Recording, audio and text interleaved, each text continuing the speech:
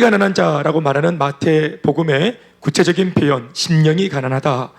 이와 달리 너희 가난한 자는 복이 있나니 이렇게 말합니다. 심령이란 말이 빠져 있죠.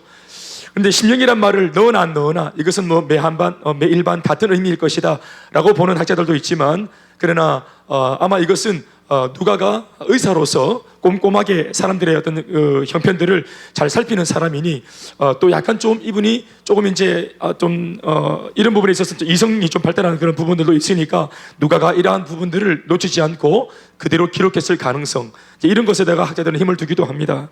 그런 면에서 볼 때 누가가 말하는 가난이라고 하는 것은 바로 물리적인 가난, 경제적인 가난, 돈이 진짜로 없는 궁핍함, 이런 것들을 말한다고 보는 학자들의 어떤 그런 주장은 제가 볼 때는 틀리지 않은 그런 주장이라고 보여집니다. 마태와 누가의 이 양면의 이 고백들은 어떻게 보면은 이 두 가지의 어려움들과 결핍들이 인생 속에는 다 있기 때문에 그렇습니다.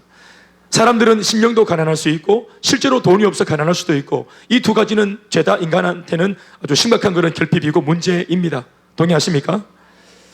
아닌가 보죠? 가난해도 나는 마음이 배부르러서 괜찮다, 이런 주의인가 보죠? 성령이 충만하고 복음이 충만해서 그렇게 하시는가 보죠? 정직해 보십시다. 돈이 없고 가난한 것은 그렇게 뭔가 좀 기분 좋은 그런 말은 아니잖아요. 돈이 없고 또 가난하다는 것은 이건 그렇게 유익한 그런 모습이 아니죠. 별로 그렇게 기분 좋은 말이 아니잖아요. 또 성경에서도 말하는 것이 예수 믿는 사람들이라고 다 가난하게 사는 것이 그게 다 좋은 것이다 라고 말하지 않습니다. 건강해야 됩니다. 건강하게 부자여야 합니다. 이 부자가 되면서 돈의 주인이 되어야 합니다. 물질을 잘 집행할 수 있는, 하나님의 뜻을 따라서, 은혜를 따라서 물질을 잘 집행할 수 있는, 우리는 물질의 주인, 혹은 다른 면에서 물질의 청지기가 될 수 있어야 됩니다. 물질을 잘 유통시킬 수 있는 사람이 되어야 합니다. 크게 아멘하십시오. 아유, 참 물질이 있어가지고 좀 유통에 능한 자가 되고 싶지 않은가 봐요. 물질을 잘 쓸 수 있으면 하나님이 복을 주시는 겁니다. 제가 이건 뭐 제자교 때마다 계속 얘기하는 것이 않습니까? 여러분, 예수 믿는 사람들 안에서 진짜 부자는, 능력은, 경제 능력자는 누구나 있습니까? 돈을 잘 벌 줄 아는 기술을 가진 사람이 아니고 돈을 잘 쓸 수 있는, 돈을 잘 집행할 수 있는 사람이 경제 능력자입니다. 이것을 잘 쓸 수 있는 사람, 집행할 수 있는 사람, 의로운 일의 집행이 스스럼 없이 딱 나갈 수 있는 사람, 이런 사람한테 하나님이 더 귀한 것으로, 또 많은 것으로 맡기시는 것입니다. 어떤 사람한테는 물질이 들어가면 나오질 않아요. 나오질. 나중에 물질을 거머쥐고 그냥 변사처럼 발견되는 거예요. 그런 사람한테 누가 하나님이 물질을 주겠습니까? 들어가면 안 나오는 거예요. 아무리 말씀으로 감동을 줘도 잠옷으로 딱 걸어 잠그고는 한번 들어가면 나오지 않아요. 그렇게 되어지면 가지고 있는 재산은 부유하지만 돈을 많이 가진 거지에 불과한 것입니다. 이 말이 사실은 서로 어폐가 있죠. 이게 무슨 어느 도단도 아니고 말장난 같지만, 돈을 많이 가지면 부자인데 그게 아니고 돈을 많이 가진 사람 중에서도 거지가 있다 이 말이에요.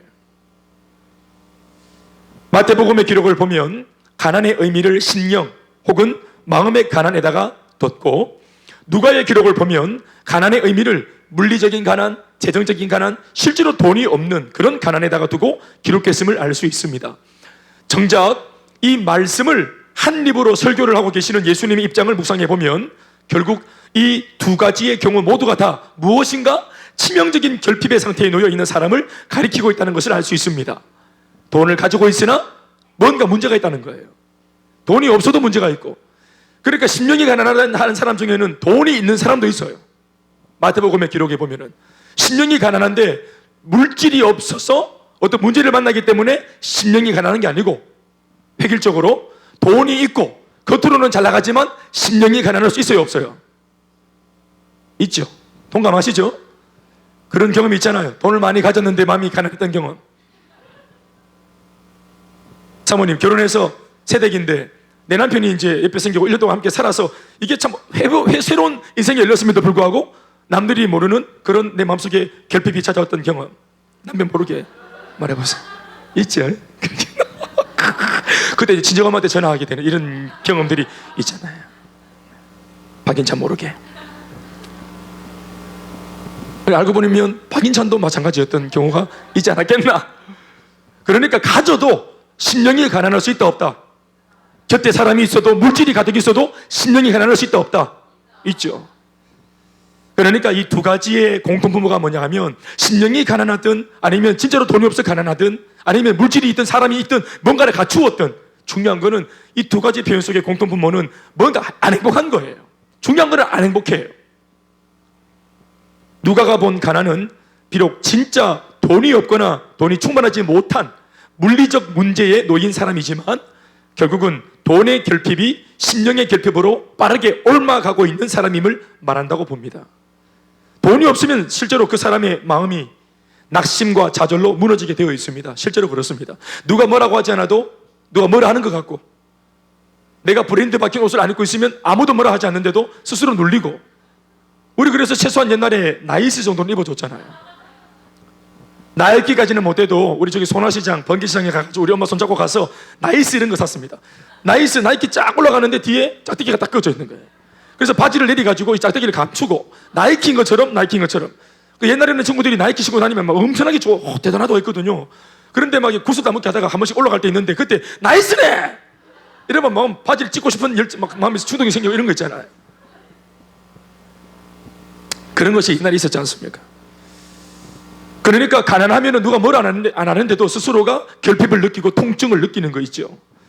그렇다면 그 반대의 경우 돈을 풍족히 가진 사람들은 그러면 심령도 함께 더불어 정비례로 부여할까요? 아닙니다. 예수님은 단호하게 그렇지 않다고 보셨기에 돈이 있든 없든 결국은 인생은 복음이 빠진 상태에서는 결핍의 상태가 계속 이어지고 있다고 보시고, 팔복의 오늘 메시지를 첫 번째 메시지로 심령이 가난한 자는 이렇게 하면서 말씀을 전하고 있습니다. 그런 면에서 볼 때 마태복음에서 언급하고 있는 심령의 가난이야말로 인간이 경험하는 본질적인 가난이자 결핍이라고 볼 수 있습니다. 누가복음에서 말했던 돈이 없는 가난, 결국은 돈이 없는 가난도 어디로 옮아갑니까? 심령의 가난으로 옮아가는 것입니다. 소유가 아닙니다. 많이 가졌다, 적게 가졌다, 아니면 아예 못 가졌다, 이런 것이 아닙니다. 인생의 참 행복은 그런 것에 있는 것이 결단코 아닙니다. 이걸 그냥 제가 지금 그냥 교과서 같은 말로 하는 것이 아니라 성경으로 의미를 잘 풀어보고 깊이 묵상해보고, 심지어 내가 예수를 믿었던 지난 한 1년, 2년, 오늘 방금 간증을 했던 한 집사님의 간증도 마찬가지. 오히려 더 많이 갖지 못했어요. 그토록 가지고 있었던 것들이 모래알처럼 손가락 사이로 빠져나갔어요. 교회를 만났어요, 새롭게. 그러면 더 좋은 일이 있어야 되는데 인간적으로 볼 때는 오히려 양육받는 지난 한 몇 개월 동안 간절히 바랬던 것들이 이게 어그러지고, 그토록 소원했던 것들이 무너지고, 이런 일들을 반복해서 경험을 했어요. 그러면 이거는 실패한 거잖아요, 어떻게 보면. 그런데 하나님 말씀은 상황은 실패했지만 사람은 성공했습니다. 상황은 패배했지만 사람은 승리했습니다. 그 사람이 환경 때문에 함몰되지 않았잖아요. 이 사람이 환경과 상황 때문에 거기에 좌지우지되지 않았잖아요. 누가 승리한 겁니까? 사람이 승리한 것입니다. 아멘, 아멘. 기쁘고 즐겁고 배부르고 따뜻할 때, 등 따실 때는 모두가 다 할렐루야 아멘 하죠. 그건 누구나 하는 것입니다. 그러나 등이 안 따시고 배가 안 부른데도 할렐루야 아멘은 아무나 하는 것이 아닙니다. 여러분들은 상황에 붙들린 사람입니까? 상황 위에 서 있는 사람입니까? 주로 우리가 기뻐할 때를 보면 언제입니까? 상황이 잘 되었을 때, 또 연봉이 올라갔을 때, 또 K워크가 1등 했을 때, 이럴 때 아닙니까? 그런 것이 아니라 이 말입니다. 우리 상황이 하나님께 찬양하는 그 찬양을 할 수 있었다는 것 자체만으로도 할렐루야 아멘. 형실아, 할렐루야. 올해에 해가 바뀌었다. 이제 2018년도 성탄절을 기대해요. 그 때문에 막 꿈을 꾸고, 그 무대가 안타까운 꿈을 몇 번이나 꾸고, 삑살이 났는 거 그거 반복해서 꿈을 꾸고, 그게 상황에 함몰되는 사람이라 말이에요. 떨쳐버리고 내보내고 할렐루야, 그렇게 하셔야 되는 것입니다. 소유가 아닙니다. 인생은 본질적으로 우리를 창조하신 하나님을 만나고 그 하나님과 연결되고, 그분이 내 안에, 내가 그분 안에 들어가는 진정한 신비의 연합, 결합, 이런 것들이 이루어질 때 비로소 참된 안정을 누리게 되는 것입니다. 많은 돈 때문에 힘들어하는 사람들 저는 많이 보았습니다. 그래서 돈이 많아가지고 막 이태리치 돌침대 이런 거 사가지고 돌 위에서 자더라고요. 또 어떤 사람들은 흙 침대 위에 자고, 흙 위에 자고, 그럼 그 길바닥에 자면 되는데, 산에 가가 바위에 자면 되고, 그런데 굳이 그 돌과 흙을 집에 가져와서 들어놓아가지고 그게 비싸다는, 자기가 돈 잘 번다는 그렇게 무슨 암시를 주는 그런 것 말이죠. 우리는 저 동대구역 가보면은 많은 분들이 저 돌침대에서 자고 계십니다. 신문지 덮고 계시면서 돌침대 위에 자고 계시고, 그 침대에서도 주무시고 계시고, 특별히 개들이 그렇게 합니다. 인도에 가면 개들이 흙침대 위에서 잠을 잡니다. 돈을 많이 벌어서 막 이태리째 대리석 침대에 막 이렇게 막 돌 굽고 또 이래가 들어놓고 그렇게 비싼 돈을 주고 침대를 샀는데 그 잠을 잘 때는 정작 수면제를 먹고 잡니다. 우리는 삐걱삐걱 소리, 스프링 소리 막 상해 있는 거 이 소리 삐걱삐걱 나는 소리 나는 이런 침대에 자도 들어놓으면 바로 잠이 옵니다. 얼마나 마음이 평안한지. 약 먹고 안 잡니다. 약 먹고. 너무 푹 자서 일어나는 약을 먹어야 됩니다. 많은 돈 때문에 힘들어하는 사람 저는 많이 봤습니다. 가진 것 때문에 근심하는 거예요. 현대가나 삼성가나 그 많은 형제간들의 전쟁들이 일어나는 이유가 뭡니까? 왜 소송이 일어납니까? 같은 형제끼리 피를 나는 혈족끼리 많이 가진 돈 때문에 이걸 감당을 못해서 자기들끼리 법정 소송을 하고 평생 안 볼 원수처럼 지내고 이런 일들이 얼마나 많습니까? 우리 경비단비는 그런 일로 싸울 일이 없습니다. 그런가 하면은 없는 돈 때문에 힘들어하는 사람도 있습니다. 그러니까 인생이라는 것은 뭘 가졌다, 뭐가 결핍되었다, 이런 것으로 행복이 그게 기준이 될 수 없다는 것을 우리는 수많은 경험을 통해서 이미 알고 있죠. 사람이 심령적으로 그리고 마음적으로 가난함을 느낄 때 하나님만이 이를 극복해 하실 수 있음은 하나님만이 지속적으로 또 때마다 시마다 아주 자주 뜬금없이 발생하는 인간의 이 어려움, 내적인 어려움을 하나님만이 살아계시면서 우리 마음속에서 연속적으로 지속적으로 그때마다 해결할 수 있는 분이시기 때문에 그렇습니다. 세상이 주는 행복도 있습니다. 인정합니다. 세상이 주는 만족도 있습니다. 돈이 주는 평안도 있습니다. 그러나 그것은 찰나적인 것입니다. 그건 매우 순간적인 것입니다. 한순간 기쁨을 주고 난 뒤 내가 또다시 다음 순간에 시련이나 문제를 만날 때 그 다음 그때 기쁨을 줬던 것들이 다시 한 번 더 내 마음속에 기쁨을 줄 수 없습니다. 결혼식 인생에 한 번 하는 거 아닙니까? 한 번의 그 결혼식을 통해서 우리가 얼마나 기뻤습니까? 중요한 것은 실제로 결혼식 이후에 결혼 생활은 정말 전쟁 아닙니까? 이걸 잘 살아내야 되는 거예요. 아멘 아멘. 결혼식은 한 번으로 지나간 겁니다. 맞습니까? 매주마다 결혼식을 하면서 우리 다시 여보 늘 리마인드를 하자면서 이렇게 해서 또 그걸 해도 또 다시 또 이게 또 매너리즘에 또 빠집니다. 인간은 뭘 해도 반복하면 매너리즘에 빠집니다. 어제 해결책이 오늘 해결책이 안 되는 겁니다. 그렇죠? 만성이 되기 때문에, 면역력이 생기기 때문에 약을 먹어도 자꾸 그 약을 먹으면 어제 듣던 약이 오늘 안 듣는 거예요. 그러나 하나님은 어제나 오늘이나 변함없이 영원토록 계시면서 동일한 말씀으로 우리의 모든 문제를 그때마다 때마다 시마다 해결하시는 것입니다. 그러니까 이러한 하나님을 우리가 간직하는 것이 유익한 거예요. 세상이 주는 행복이나 만족감은 단회적이고 이례적인 것입니다. 여러분, 사마리아 여인에게 예수님이 하셨던 말씀, 그 대화 속에서 예수님이 하셨던 말을 기억해야 됩니다. 여인이여, 그대가 떠먹는 이 야곱의 우물, 이 사람이 파놓은 물, 이 물은 먹어도 또다시 목마르고 먹어도 또다시 목마르지만 내가 당신에게 주려고 하는 이 물을 마신다면, 복음 말입니다. 할렐루야. 이 복음의 물을 마시는 자는 그 폐에서 영원토록 솟아나는 생수의 강이 넘치리라. 다시는 목마르지 않다고 하시는 약속의 말씀입니다. 어떤 면에서는 예수님을 믿기 가장 적합한 때가, 이성적으로는 논리적으로는 도저히 안 믿겨지던 그 예수님이 내 마음속에 들어오고 내가 그 예수를 믿을 수 있는 가장 좋은 시기는 바로 내 마음이 극도로 가난할 때입니다. 가난한 시절에, 내 마음이 가난한 시절에 의지할 사람도 없고 알고 보니 부모님도 의지할 수 없는 분이라는 것을, 부모님도 자신의 삶에 뭔가 위태롭고 자신이 없는 분이라는 것을 알았을 때, 그 무엇도 의지할 것이 없다고 말하는 그런 가난한 고백이 일어나고 뭔가 인생의 두려움이 찾아왔을 때, 그런 절박한 소위 가난한 마음이 왔을 때, 그때 우리는 예수님을 양팔 벌려 안아낼 수 있는 것입니다. 아니, 어쩌면 우리는 늘 사실 가난했는데 그것을 이제까지는 거짓의 것으로 포장해 왔었습니다. 돈이 조금 있으면 뭔가 내 심령의 가난, 하나님이 없는 궁극적인 가난인데, 이 마음의 결핍이 돈 좀 벌었다고 괜찮은 척, 우리 가정 조금 행복한 것처럼 보이니까 괜찮은 척, 우리는 이런 마치 그 옛날 아담과 하와가 영원토록 자기의 치부를 감추지 못할 나뭇잎으로 엮어서 치부를 가렸던 그 나뭇잎처럼 영원토록 우리의 인생을 만족시키지 못할 것들로 포장하고 가식적으로 그렇게 살아왔는지 몰라요. 버티듯이. 그러나 우리 마음속에 궁극적인 그 가난을 거짓 것으로 포장하지 않고 사실 그대로, 있는 그대로 인정하는 그 순간은 복된 순간입니다. 그래서 그러한 사람을 놓고 주님 말씀이 심령이 가난한 자는 복이 있다. 이 말을 사실 그대로 풀면 심령이 가난한 것을 인정하는 사람은 복이 있는 것입니다. 아멘이십니까? 여러분들이 예수님을 믿었을 당시에 말씀을 듣고 복음을 들으면서 행복봉 현장에서 복음을 들으면서 여러분들이 어떻게 예수를 마음에 받아들이기로 결정했습니까? 복음을 쭉 듣고 보니까 나는 제법 괜찮은 줄 알았는데 복음 말씀을 쭉 들어보니까 내가 다 틀리는 거예요. 신상이 다 틀리는 거예요. 옆집 아랑 비교할 때는 내가 제법 행복했는데 옆집 남편이랑 살고 있는 마누라를 부인을 보니까 그래도 내가 낫네, 내 남편이 낫네.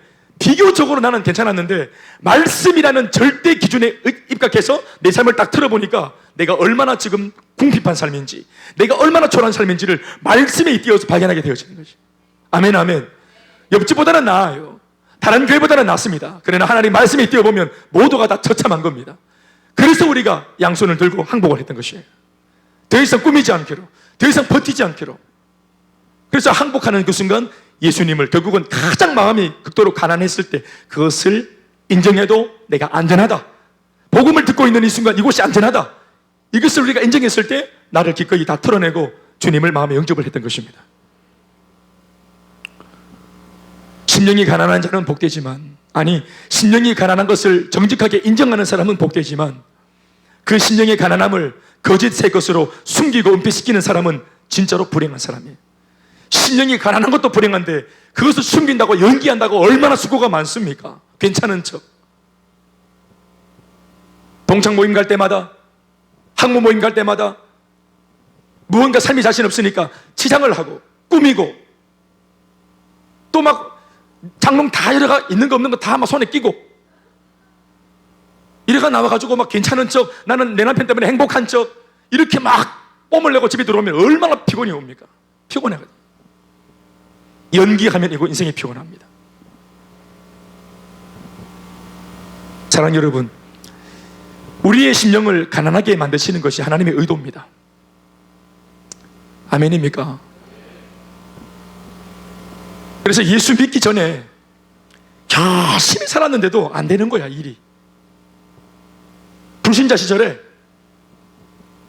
차라리 돈이 이끄는 대로 내 야망대로 잘 살아버리면 참 좋았을 텐데 그런 것들이 막 꺾이는 거예요. 안 되는 거예요. 그래서 그 바람에 예수를 믿었는데 예수를 믿고 나서 내가 예전에 내가 잘 나갔던 시절의 삶을 다 돌아보니까 지금이 내가 평지에 있고 오히려 그때 잘 나갔을 때가 낭떠러지 끝에서 내가 외줄타기라고 있었던 때라는 것을 우리가 발견하게 되는, 깜짝 놀라는 거예요. 그리고 우리가 오히려 감사하는 것은 그때 내가 만약 예수도 없이 돈 때문에, 친구 때문에 흥청망청 살면서 더 잘 나갔더라면 어떡할 뻔했는가. 그 사업이 안 되는 게 감사하고 그때 그 친구들과의 관계가 절교가 된 것이 오히려 감사하다는 것을 우리가 역설적으로 알게 되는 것입니다. 저도 동촌에서 계속 있었으면 끔찍했습니다. 동촌 제가 중학교 3학년 그 학급 그 반에서 저 혼자 전교고등학교로 나왔어요. 대구로 나왔어요. 저 혼자. 다 동부에 다 걸려 있었어요. 저 혼자 이쪽으로 나왔어요. 저 혼자. 그러니까 전교고등학교 2학년 때 제가 예수 믿은 거 아니겠어요? 그 친구들은 지금도 거기서 도마뱀 잡고 그런데 그 당시에, 지금이 아니고 그 당시에 지금 도마뱀이 있겠어요? 제 중마고우가 거기 자리를 버티고 있었는데 제가 예수를 믿고 이제 만나줘도 잘 못할 뿐더러 그러면서 이제 점점 사이가 멀어지고 지금 잘 몰라요. 다른 길을 가게 되었어요.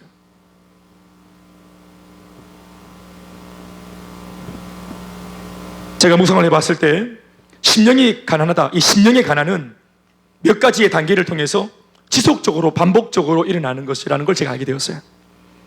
현재 지금 제가 여러분들에게 말하고 있는 심령 가난의 이 시기는 예수를 바로 믿으려고 하는 그 찰나의 심령 가난입니다. 아멘, 아멘. 심령이 크도록 가난할 때 우리 다 예수 믿어서 복음을 딱 들으면 펑펑 우는 거예요. 펑펑 우는 거예요. 그래서 예수님 말씀이 심령이 가난한 자는 복이 있는 자다. 천국이 그들의 것이며. 여기서 말하는 천국이라는 것은 바로 예수님을 말하는 겁니다. 예수님을 소유하면 하나님의 나라를 다 가진 것입니다. 아멘입니까? 하나님으로부터 떨어지는 부수적인 이 은혜, 저 은혜, 그 은혜 이런 정도가 아니라 은혜를 주실 수 있는 하나님 당신 자신을 송두리째 가지게 되는 것입니다. 심령이 가난한 것을 인정하는 것은 그래서 복된 것입니다. 아멘이십니까? 심령이 안 가난한 것처럼 다른 것들로 화려하게 꾸미고 살아가는 사람들이 불행한 것입니다. 그들은 잘못된 행복관을 누리고 있는 사는 바람에 자신의 가난한 심령을 인정하지 않는 바람에 자기 인생 속으로 들어오려고 하시는 하나님을 결코 만날 수가 없는 것입니다.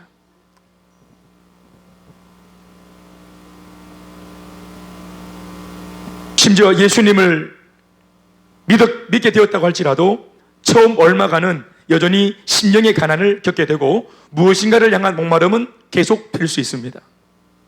이게 바로 두 번째 심령 가난의 의미입니다. 예수를 믿어도 심령 가난은 지속될 수 있다. 지금 제가 전에 말했던 말하고 두 번째 이 내용이 지금 대치되고 있죠. 그러니까 여러분들이 이 말씀을 잘 들어야 되는 것입니다. 김 목사가 뻥칠 수 있는 거예요. 예수만 믿으면 우리의 인생의 갈증이 해결될 수 있다. 영원히 목마르지 않는다. 할렐루야. 그러나 두 번째, 여전히 예수를 믿어도 가난이 찾아올 수 있다. 그것은 바로 더 깊은 영적 성장을 향한 목마름입니다. 이것은 영혼의 생리현상과 같습니다. 태어났습니다. 시생하러 응애하고 예수 믿고 태어났습니다. 영적으로는 태어났습니다. 여러분, 생명을 가진 모든 생명체에 간절한 그런 생리현상이 뭐냐 하면 자라고 싶은 욕구, 성장하고 싶은 욕구, 심지어 변화되고 싶은 욕구입니다. 그것은 영혼도 마찬가지입니다. 우리가 영적으로 거듭 태어나면 이 영혼은 성장하고 싶어하고 자라고 싶어하고 변화되고 싶어합니다. 나이와 상관없습니다. 아무리 늦게 예수를 믿어도 이 꿈이 생깁니다. 새로운 꿈이 생깁니다. 사회의 지위 고하도 상관없습니다. 심령이 극심히 가난하다가 예수를 믿게 되었고 갈급함에 대한 해결책은 경험을 했습니다. 예수를 믿고 근본적인 갈급함은 이제 해결했어요. 그런데 예수님의 말씀처럼 예수 믿으면 다시는 목마름이 없다더니 어떻게 된 일인지 또 다른 갈증을 느끼게 될 때 우리는 오늘 이 말씀을 통해서 그 대답을 얻어야 되는 것입니다. 왜 그렇다고 했습니까? 바로 영적 성장과 변화에 대한 목마름이에요.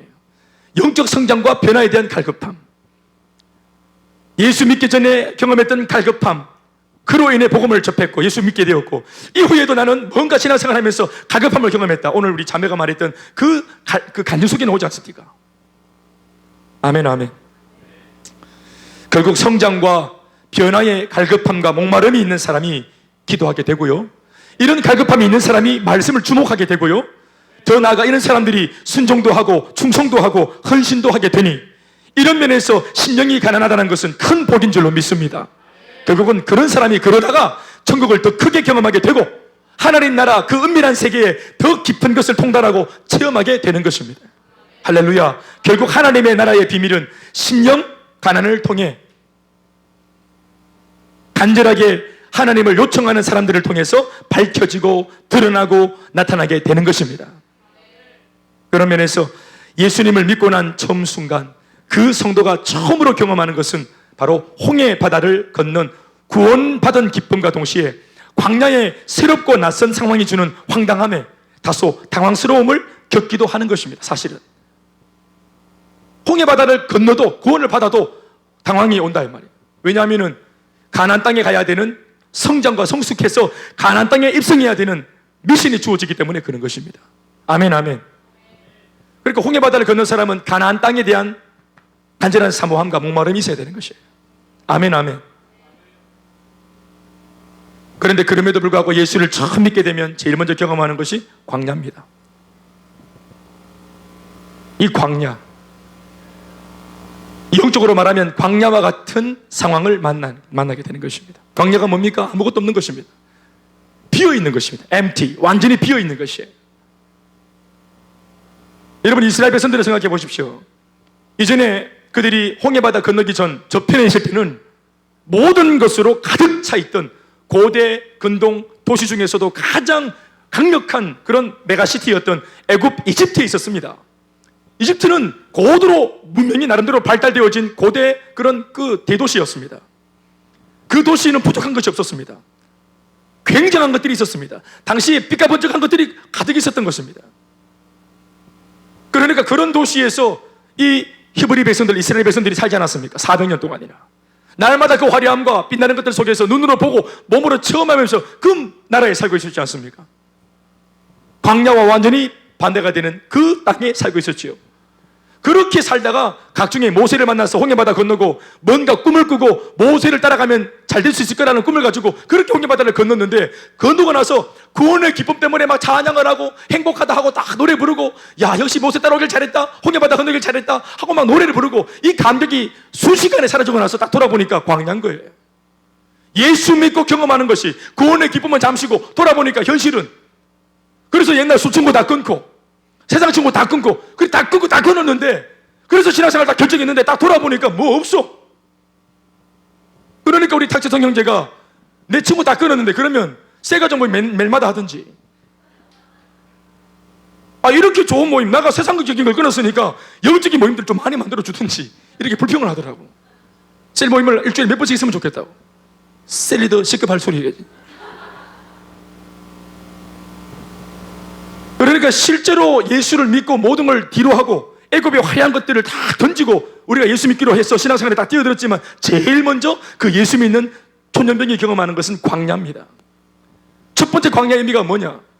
실제로는 예수 믿어도 여전히 우리 눈에 보이는 것이 많죠. 그러나 의미적으로 우리에게 더 이상 이 광야, 이 세상에 의미가 없어집니다. 여전히 동성로도 있고, 요즘에는 이제 서울처럼 번화가가 군데군데 만들어져서 칠곡에 가도 또 다른 동성로가 있더만은, 칠곡에 가도. 칠곡은 아주 덩어리 전체가 동성로입니다. 완전히 유흥의 도시. 시지에 가도 그런 장소가 또 한 군데 만들어져 있습니다. 옥곡동에도 있습니다. 우리 경산에도 조금만 하지만 그 옥곡동 그 초등학교 주변에 거기가 다른 데로 번화가입니다. 경산시장, 우리 담비가 잘 가는 경시, 거기 초등학생들이 바글바글 모여서 나름대로 거기서 하여튼 그래서 하여튼 그렇게 삽니다. 그 경산에서는 잘 나간다는 아이들이 그 경산 오거리를 주름 잡고 있습니다. 우리 담비도 좀 왔다 갔다 발견이 되었습니다. 그쪽에서. 예수를 믿어도 여전히 화려한 것들, 연예인이 좋고 여전히 또 세상적인 것들이 좋고, 여전히 세상적인 것이 다 뭔가 그대로 있어요. 나만 예수 믿었지 세상은 그대로입니다. 그런데 예수를 믿는 순간 처음 하는 것이 광야다. 왜 그렇습니까? 내가 신앙을 갖고 보니까 이제 주님의 그 고귀함을 알고 신앙의 고귀함을 알아가니까 상대적으로 세상의 것들이 그대로 있긴 하지만 나한테는 더 이상 영향을 못 준다 이 말이에요. 그래서 내한테서는 그 세상의 모든 빛나는 것들이 한순간 뭐가 되고 마는 것입니까? 광야가 되고 마는 것입니다. 가득 차 있는 세상에 수많은 가능성들이 보이고 돈이 되는 것처럼 보이고 야망을 펼 수 있을 것처럼 보이는 이 모든 환경들이 내가 신앙이 깊어질수록 나한테는 적어도 광야가 되고 마는 것입니다. 의미가 없어지는 거예요. 광야입니다. 광야. 노세 젊어서 노세, 이렇게 좋은 세상을 만났는데 언제 물 잘 차는 데 있노? 주말에 우리가 캠핑카를 타고 돌아다니고 여행을 하고 막 찍고 오빠 왔다 갔다 이러고 막 바위에다 써놓고 이렇게 왔다 갔다 이렇게 할 게 얼마나 많은데, 누릴 게 얼마나 많은데, 안 그렇습니까?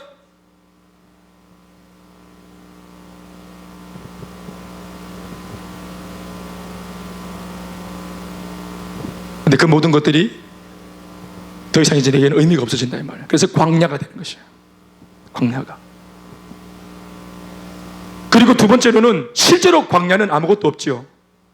아까도 말했지만 이전에 경험했던 애굽의 화려함과 비교하면 모세 때문에 오히려 더 어렵게 된 것 같은 당황스러움이 몰려옵니다. 괜히 홍해 건넜다. 실제로 몇 명은 지금 보트 타고 막 건너가려고 하고 있습니다. 그러나 애굽의 화려함은 진짜가 아니죠. 내 것도 아닙니다. 그 화려한 애굽에서 정작 그 이스라엘 백성들은 사탄의 노예였지 않습니까? 애굽 사람들의 노예였지 않습니까? 아무리 화려하면 뭐합니까? 차라리 광야에서부터 다시 새롭게 시작하는 것이 그들에게 유익합니다. 아무리 화려한 좋은 배경 속에 있었다 할지라도 내 신분이 노예인데 그 생활로 돌아가고 싶다고 말하는 이 사람들이 얼마나 아둔한 사람이에요.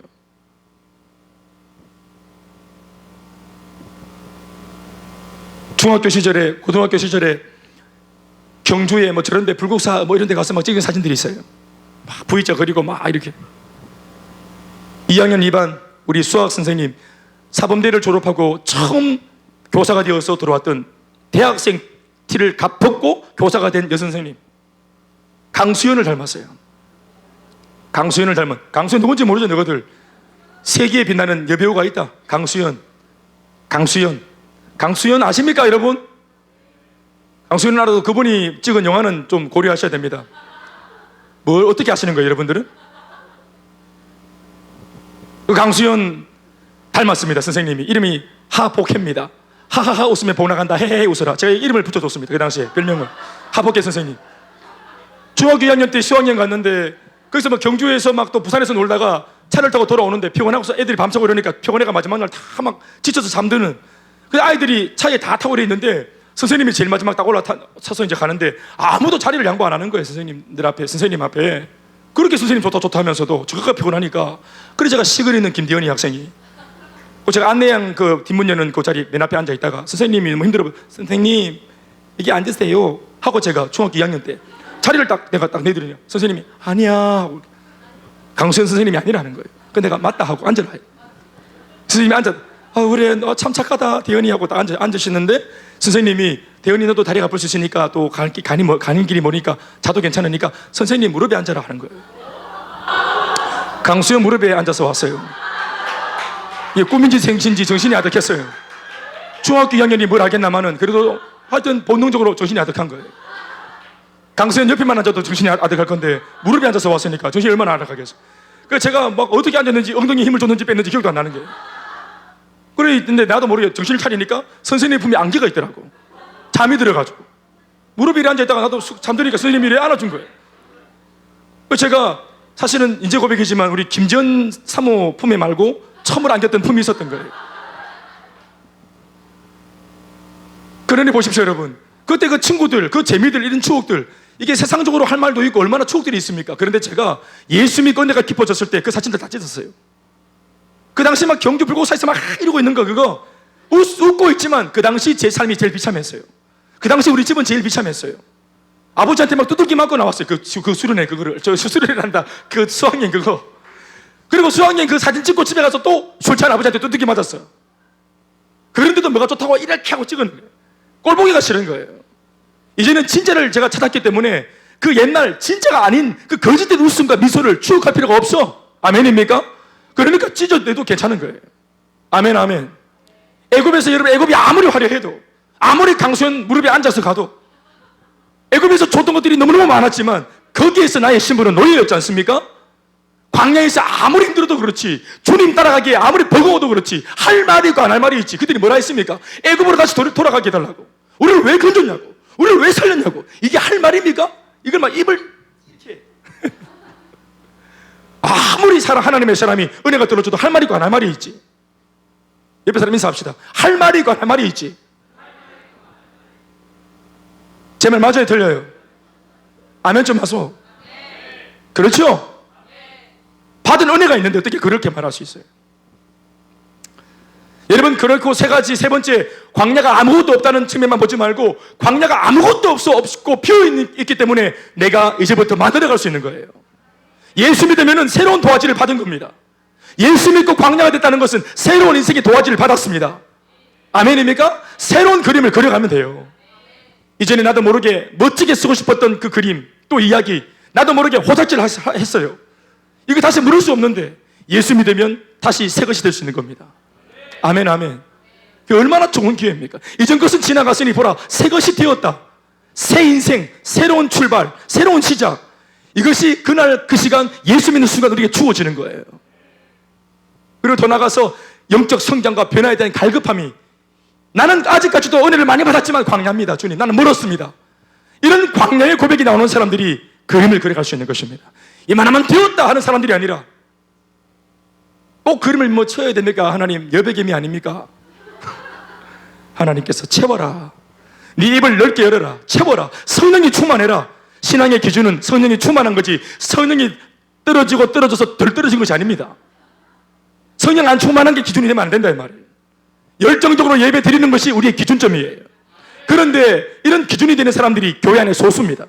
그러니까 성령 충만하지 못한 나머지 많은 다수의 쪽수, 작은 사람이 쪽수 많은 쪽들이 성령 안 충만하니까 힘을 갖는 거예요. 그러니까 성령 충만해서 기도하거나 찬양하거나 섬기거나 헌신하는 사람들이 뻘쭘해지는 거예요. 내만 별난 것 같고. 안 그렇습니다 여러분. 비록 소수일지라도 하나님께서 뜨겁게 붙잡고 쓰시는 그 정의 소수, 구별되어진 정의 소수가 교회의 기준이 되어야 합니다. 그게 아멘 하십시오.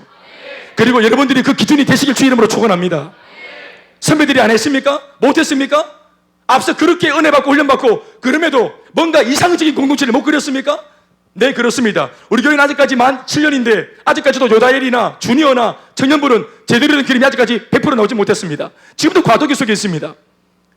이렇게 좋은 비전을 7년 전에 6년 전에 알았으면은 벌써 이 비전에 7년째 6년째 몸을 담았다면은 그림 좀 나와줘야 되지 않겠나라고 선배들을 모함하거나 함부로 말할 거 없습니다. 선배들이 못했습니까? 네가 하면 됩니다. 아멘 아멘. 내가 하면 됩니다. 핑계대고 변명하고 이거 없어서 못했고 저거 없어서 못했다고 하는 사람들의 핑계를 다 접고 똑같은 환경이지만 내가 하나님께 기도해서 쓰임받아 보겠다, 내 한번 드려보겠다 하는 이러한 작정한 특별한 사람들, 난 아직까지 광야와 같다, 아직까지 채워져야 할 것들이 많이 있다 하고 엎드리는 사람들을 통해서 새로운 기준이 만들어지는 것입니다. 아멘 아멘. 여러분, 우리 새해에 이제 뭔가 새로운 도화지를 받았는데 이런 마음을 한번 그려보세요. 예수는 평생 믿을 거고, 평생 내 생애가 끝나도 예수님 앞에 가잖아요. 이제 이거는 빼도 박도 못하는 기라, 대성아. 아멘 아멘. 빼박. 나는 아멘 kan 줄 알았더니 빼박 이렇게. 이제는 주님 안에서 빼도 박도 못한다 그러면 아멘이 나와야지. 빼박, 이게 무슨 말이고. 그래, 할렐루야. 이제는 빼도 박도 못하는 신앙. 아멘 아멘. 한번 바뀌었기 때문에 할렐루야. 이 땅을 살 때도 주님, 죽어서 천국 가도 영원한 주님, 이 땅에서도 예배, 죽어 천국 가면 영원한 예배. 그러니까 예배가 나는 안 맞다 체질에 그런 사람들은 지옥을 고려해 보시기 바랍니다. 영원한 예배니까요. 한번 생각해 보세요. 어차피 내 평생 믿을 예배 빼도 박도 못한다, 또 하나님께 내가 나간다, 교회 생활한다, 그러면 이렇게 현 시대의 교회에 대한 문제점들이 대두되고 어려운 교회가 많다, 힘든 교회가 많다, 세속적인 교회가 많다, 문제가 많은 교회들이 많다, 이런 말을 들으면 좀 마음에 뭔가 좀 이렇게 좀 울분이 안 나옵니까? 우리 교회만큼은 건강한 교회 가면 돼보자. 우리 교회만큼은 정말 좋은 교회 가면 돼보자. 이 시대를 영유하는 교회 가면 돼보자. 도도한 세속의 물결들을 도전하고 그 소리는 그런 교회 가면 돼보자. 왜 그런 교회가 돼야 됩니까? 내가 다니는 교회니까. 내가 다니는 내 교회니까. 내가 2개의 교회를 나가나 3개 교회를 나가나 몇 달씩 뛰는 겁니까? 야간에 다른 교회 갑니까? 새벽에 조교정 갔다 오고 뭐 하는 거예요? 그게 아니잖아요. 내가 내 아내, 내 남편, 우리 아이들, 그 다음 대대로 우리가 한번 이 교회에 우리 교회로 결정하고 내가 한번 마음먹고 나의 교회로 결정한 이 교회가 무언가 하나님 손에 붙들려서 하나님이 기뻐하시고 기도하면 응답이 쏟아나고 축복이 넘치고 사람들이 살아나고 소망이 없는 사람들이 벅실벅실한데 이 사람들이 이 산인들로 몰려와서 죄다 퍼갈 수 있는 충만한 능력이 있는 교회, 그런 교회가 내가 다니는 우리 교회면 얼마나 좋겠나 이 말입니다. 그리고 지금 많은 교회들이 선전하지 못하고 있다고 말하니 우리 교회가 지금 무너지고 있구나, 우리네 교회가 무너지고 있구나, 우리도 어렵겠다 이렇게 보는 것이 아니라 안 되고 있다면 우리가 되면 되지, 남들이 못했다면 내가 하면 되지. 아프리카 갔는데 여러분 신발 공장 사장이 팀장 보냈다는 거 아니겠어요? 아무도 신발 안 신고 다니는 마오리족 보고 돌아와가지고 마사이족 보고 와가지고 하는 말이, 팀장 A가 하는 말이, A 팀장이 하는 말이, 아무도 신발 안 신고 다닙디다. 신발 거기다 내놓으면 우리 돈 못 벌어요, 망합니다. B 팀장 하는 말이, 네 맞습니다 사장님, 아무도 신발 안 신고 다닙디다. 마사이족. 그렇지만 아무도 신을 안 신고 있으니 대박입니다. 황금어장입니다. 우리 신을 깝시다. 할렐루야. 복음을 전하기 어려운 대구, 예수 믿기 어려운 대구, 황금어장인 줄 믿습니다. 우리만 복음으로 제대로 세워져 있으면 아멘이십니까? 그러니 아직까지 나는 배고프다, 나는 광야다, 하나님 은혜가 필요하다, 능력이 필요하다, 끊임없이 양육과 훈련에 우리가 몰두해야 될 이유가 거기에 있는 줄 믿습니다. 나만 좋은 거 아닙니다. 넘쳐야 합니다. 나 혼자 가서 배부르게 돌아와서 식구들 다 굶고 이게 아빠가 할 짓입니까? 주로 경제님 혼자 나가서 막 고기 뜯어 먹고 삼겹살 먹고 돼지고기 먹고 배 막 불러가지고 왔는데 집에 다 굶고 있고 이거 됩니까? 고기 그만큼 많이 먹으면 집에 들어올 때 최소한 삼겹살 한 12문은 사가와야 될 거 아니겠어요? 예? 지수전에가 12문 먹고 이렇게 하니까 잔뜩 사가와요? 아니면 돼지 한 마리 끌고 들어오는지. 여러분, 나도 살고 남도 살리는 복음이 되어야 되는 것입니다. 은혜를 받을 때 나 사람 딱 좋을 만큼 은혜 받는 것이 아니라 차고 넘치는 은혜를 받아야 하는 것이에요. 아멘이십니까? 풍성한 은혜 말입니다. 광야와 같다. 내가 지금 이만큼 훈련 받았지만, 세리드가 되었지만, 목회를 하고 있는 목사이지만 하나님 앞에서 늘 나는 아직까지 목마릅니다. 주님, 나는 광야입니다. 은혜를 주십시오. 할 수 있길 바라는 것입니다. 그러면 세 번째 이 10년 가난의 의미는 뭘까요? 그것은 이전에 자신과 같은 고통 속에 있는 불신자들을 바라볼 때 우리 속에 생기는 심령의 깊은 가난과 통증을 말하는 것입니다. 예수를 믿게 되었습니다. 그 10년 가난 덕분에. 그리고 영적으로 내가 자라고 싶고 변화되고 싶은 그 심령의 가난 때문에 은혜를 더 받게 되고 흡수하게 되어지니까 쭉쭉쭉 자랐습니다. 그러나 내가 주님처럼 장성한 분량에 자라는 것 말고 내 속에는 아름다운 성장이 일어남과 동시에 이 눈이 곧장 다른 사람들을 볼 수 있는 안목으로 바뀌어야 하는 것입니다. 우리 집은 행복하고 우리 집은 평안하고 우리 교회는 잘 먹고 잘 사는 교회가 되었을지라도 그렇지 못하고 죽어 있거나 전쟁 가운데 있거나 어려운 가운데 있는 사람들을 바라볼 때 여전히 우리 마음의 심령의 가난과 통증을 느껴야 하는 것입니다. 아멘이십니까? 그러니까 하나님, 예수님이 하나님과 동일한 분이시지만 동등됨을 취할 것으로 여기지 아니하시고 자기를 비워 종의 형체를 가져 사람과 같이 나타나셨고 죽기까지 복종하셨으니 곧 십자가에 달려 죽으십니다. 당신 자신은 천상에 있는 하늘나라는 이미 하나님 뜻대로 다 이루어졌으니 평정했으니 예수님 평안하신데 이 세상 사람들 바라보니 이 세상에 있는 가난, 학대, 고통, 질병 이걸 보니까 당신이 마음이 편하지 못하는 거예요. 예수님 마음은 천국에다 두고 있는 입장에서는 평안한데 이 땅에 고통과 귀신과 사탄에게 놓여있는 사람들을 바라보니까 그 마음에 통증이 있고 아픔이 있는 거예요. 그래서 그 사랑과 연민에 떠밀려서 이 땅에 사람의 모양으로 나타나신 것이에요. 예수님 말씀입니다. 성유신 말입니다. 버선발로 뛰어오신 거예요. 아멘이십니까? 사랑하는 여러분, 인생에 뭐가 고귀한 인생입니까? 1번이에요? 2번이에요? 저는 3번이라 생각합니다. 내 개인적으로 심령이 가난해서 갈급해서 예수님 만난 거 참 잘했죠. 축복입니다. 그리고 내가 개인적으로 성장하고 변화받기 위해서 하나님께 몸부림치고 그걸 위해서 갈급해했던 거, 그 바람에 자란 거 개인적인 축복입니다. 그러나 정작 나에게 은혜 주신 하나님의 은혜 주심의 목적은 다른 곳에 있습니다. 모세를 보십시오. 은혜 받고 충만했던 모세가 결국 뛰어간 곳은 자기 집이 아니잖아요. 결국 은혜 충만하게 받았던 모세가 뛰어갔던 곳은 어디입니까? 이스라엘 백성들이 고통받고 있는 애굽 그 문제의 현장이잖아요. 결국 요셉이 자기는 애굽의 총리가 되어서 떵떵거릴 수 있는데 가난하게 살고 있는 자기 형제를 보니까, 자기 아버지를 보니까 그 마음이 찢겨졌잖아요. 대성통곡하잖아요. 궁정에 있는 모든 사람들이 요셉이 우는 것을 울었다, 울음소리를 들었다 합니까? 한 섞인 울음. 저는 저희 가정을 위해서 많이 울었었습니다. 아니, 울게 하셨습니다. 그런데 연륜을 돌아보면 그러한 것들이 타인을 위해 기도할 때 동일한 울음과 통증이 제게 있다는 것을 제가 알게 되었습니다. 그래서 알게 된 것은 내가 한 것이 아니라 하나님이 이것을 배우게 했구나.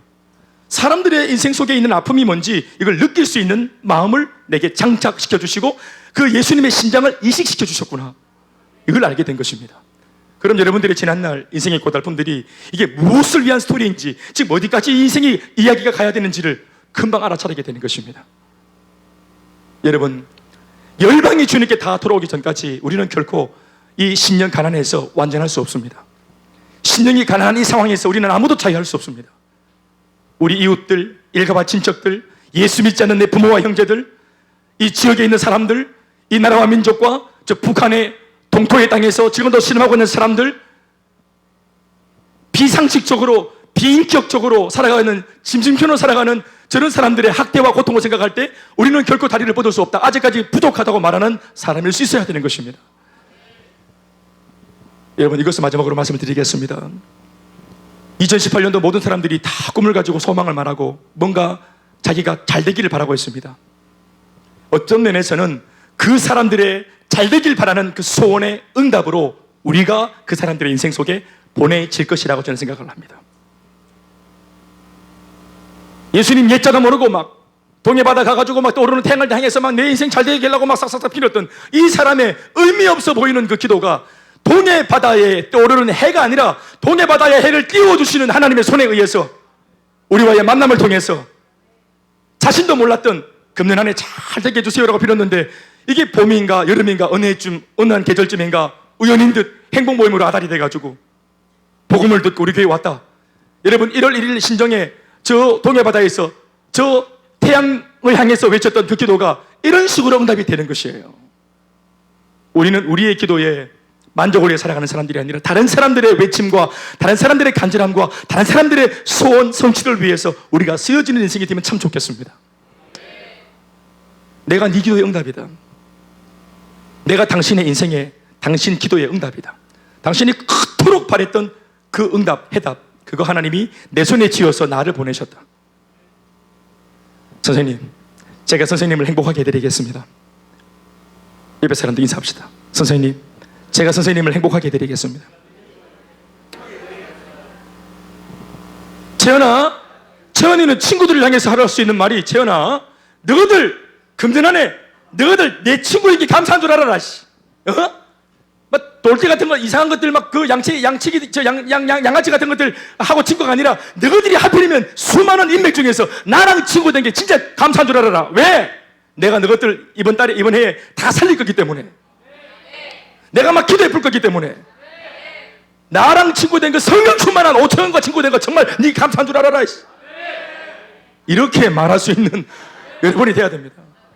수많은 직장 중에 내가 하필이면은 재수가 없어서 이 정도의 회사에 들어간 것이 아닙니다. 모든 직장 동료들이 전부 다 승진하기를, 자기가 잘 되기를 막 외치는데 우리 알잖아요. 그런 것으로 만족할 수 없다는 것을. 승진하면 또 승진을 해야 되고, 승진한 만큼 책임을 져야 되고, 그 자리에 책임을 못 지면 밀려나야 되고, 어떤 면에서는 공포스러운 자리로 또 밀려가는 거예요. 그렇다고 머물러 있을 수도 없고. 그러니 우리가 정말로 내 동료들이 진짜로 좋아라 할 만한 것들을 결국은 우리가 지고 있다는 것을 기억하셔야 돼요. 내가 이 회사에 들어온 거 당신한테 복인 줄 알아. 사장한테 낚이더라도 속으로는 사장님, 아이고 참, 나 같은 사람을 직원으로 둔 거 정말 복인 줄 아세요. 내가 사장을 위해서 기도하고 회사를 위해서 기도하는데 나 때문에라도 이 회사는 안 망할 거니까. 이런 배짱이 있어야 된다 이 말입니다. 그러나 이 말을 절대로 말로 하면 안 됩니다. 이 절대로 말로 이렇게 하면 안 돼요. 자기도 모르게 생각하는 걸 말로 할 수 있거든요. 우리는 원펀치 쓰리 강냉이가 일어날 겁니다. 우리는 그렇게 하면 바로 밥줄 날아가. 그러니까 항상 마음으로 측은지심을 가지고 이번에 이제 해가 바뀌면은 내가 어떤 학교에 어떤 반에 어떤 선생님 또 어떤 아이들을 친구로 만날까, 막 얼굴이 예뻤으면 좋겠다, 인물이 좋았으면 좋겠다, 뭐 이런 거, 선생님은 좀 얼빵해가지고 숙제를 안 했으면 좋겠다, 이렇게 생각하지 말고 누구를 만나든지 이 사람들이야말로 나를 만나는 것이 복인 줄 알아라. 복 있는 곳이 따로 있는 것이 아니라 내가 복덩어리이기 때문에 내가 가는 곳이 복이 있는 것이에요. 그걸 잊지 마십시오. 좋은 곳이 따로 있는데 저 반이 좋았는데 저 반에 저 친구 저 반에 아니, 너희 학교의 모든 아이들이 수연이랑 함께 같은 반이 되고 싶다는 걸 기억해라. 나연이의 모든 친구들이 나연이와 같은 반이 되고 싶고 같은 학교에 가고 싶다고 하는 것을 그걸 기억해라. 물론 그들도 그렇게 말은 하지 않는다. 이걸 말로 표현하지는 않지만 우리가 마음으로 그걸 받는 거예요. 거룩한 상상이죠. 담비야, 할렐루야, 그걸 잊지 마세요. 아멘, 아멘. 그걸 잊지 마세요. 개똥벌레 놀이 아십니까? 아무리 울어봐도 어쩔 수 없네. 후렴이 어떻게 됩니까? 가지 마라, 가지 마라, 가지 마라. 이게 개똥벌레 되면 안 돼요. 아이들이 내게 몰려와야 돼. 함께 하자, 함께 하자. 내가 싫어서 밀어내는 거. 고독과 외로움은 차이가 있는 거예요. 외로움은 지가 안 매력적이라서 사람들이 떠나는 게 외로움이에요. 개똥벌레 콤플렉스입니다. 그러나 사람들이 막 미어 터지게 몰려오는 거예요. 매력적이니까 내가 너랑 대화하고 싶다, 너랑 나누고 싶다, 몰려오는데 하나님과의 깊은 교제를 위해서 잠시 좀 떨어져 있자. 설치지 말고 떨어져 있어 봐라. 이러고 내가 자발적으로 밀어내는 이 시간, 이게 고독이라는 거예요. 자발적으로 만들어낸 고독. 함께하고 싶지만 아이들이 밀어내기 때문에 혼자 있는 외로움, 왕따, 이지매, 이런 거 말고 말해요. 사랑 여러분, 우리에게 매력적인 사람이 되어 매력적인 한 해를 보낼 수 있는 그런 은혜가 특별히 우리 요다일 청소년 아이들과 청년들에게 있길 바랍니다. 심령이 가난한 거, 그거 복된 것입니다. 심령이 가난하게 만들기 위해서 하나님은 내가 바랬던 것, 간절히 바랬던 것들을 막 꺾었습니다. 막 꺾으셔요. 그걸 막 꺾으시면서 가난하게 계속 우리를 광야로, 계속 광야로 만드십니다. 더 먼지가 어제보다 더 나고 더 황망한 광야로 계속 만들어 갑니다. 사랑하는 여러분, 광야에 비워진 양만큼 은혜가 채워지는 것입니다. 계속 비워내는 것을 기꺼이 감내하십시오. 잘 비워지면 잘 채워질 수 있습니다. 시작은 미약하지만 나중에 힘이 창대. 시작이 창대하면 거짓골을 모면합니다. 교만 방자해서. 그가 기도하겠습니까? 은혜를 구하겠습니까? 시작은 모름지기 은혜 속에서 반드시 시작이 미약해야 됩니다. 근데 미약이 계속 미약으로 쭉 가면 인생이 미안해집니다. 그러니까 시작만 미약하지 자꾸 발전해야 돼요. 아멘이십니까? 따라합시다. 나는 광야입니다. 나는 주님이 필요합니다. 끊임없이 자라고 끊임없이 성장하는, 남에게 부주어도 다함이 없는 풍성한 인생이 될 수 있도록 금년 안에 나를 채우소서. 금년 안에 나를 붙드소서. 아멘이십니까? 기대하고 소망하며 하나님께 박수하시겠습니다. 우리 같이 주신 말씀 붙들고 함께 일어나서 찬양하시고 기도하시겠습니다.